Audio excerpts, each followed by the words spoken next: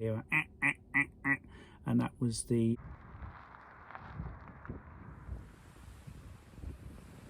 hello. I used my windscreen washers on my Tesla Model 3 recently and thought I was getting a bit low on water.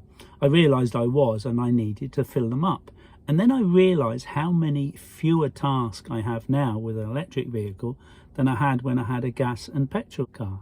I paid $42,000 for my Tesla last year, and I wondered what the average car price was in 1972, the year I started driving, and what were the fuel prices, wages and house prices compared to today, taking into account inflation, and I'll tell you what they are. I thought I could remember, but I've checked them anyway. Also, the differences in driving today and 50 years ago. I started driving in the RAF as an MT transport driver, and you had to check oil, water and tyre pressures every day of all the vehicles that you were in charge of. This rubbed off on me when I left the RAF, checking oil and water regularly, especially when my car was old and could break down at any time. As my cars got better over the years and new company cars came along, the checking of oil and water got less and less. Obviously, my Tesla has no oil or water to check, and the tyre pressures can be checked using the touchscreen without ever going near the tyres with a gauge.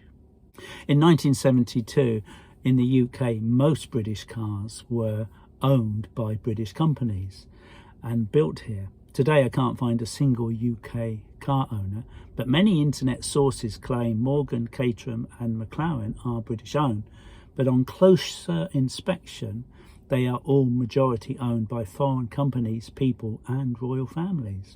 Ford no longer make cars in the UK, but back in 1972 we called them the Dagenham dustbins.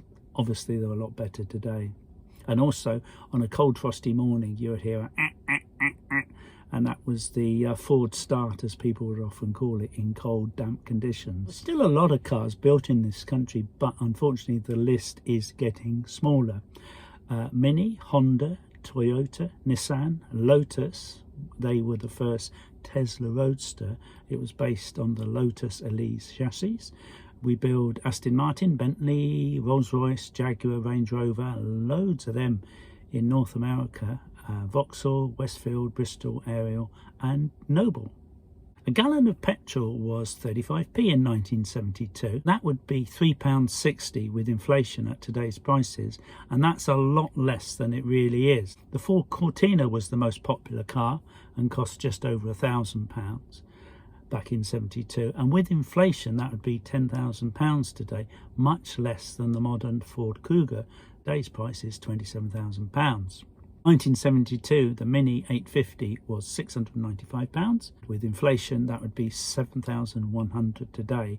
But that was the old type Mini, which was a very, very basic car compared to what you get today.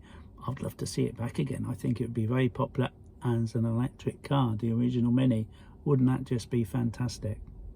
Cars are much dearer today, but they're also much more sophisticated. House prices back in 1972, the average house price was £5,500. Today, the average house price is £247,000. That's almost $250,000. That's a huge, huge Paul's win back in the 1970s. Today, the average salary is £31,000. So by comparison, £15,000 would be the price of the Ford Cortina.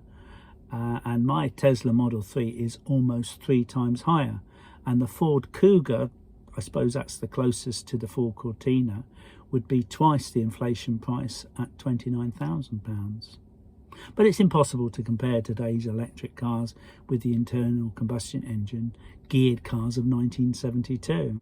There were much few cars on the roads in 1972 and fewer motorways, and today's cars are much faster and safer for the driver and people in the car, but not so safe for other road users. Motorway services were very poor in the 70s and much better and more frequent today. Then most cars had gears and wind-up windows, and the heating would be poor, especially in older cars. The best cars had a radio back then, and you could install one yourself or with the help of a very technical friend. The annual MOT test, which we still have today, was feared as any school or college exam in case the cost of repair was more than the car was worth.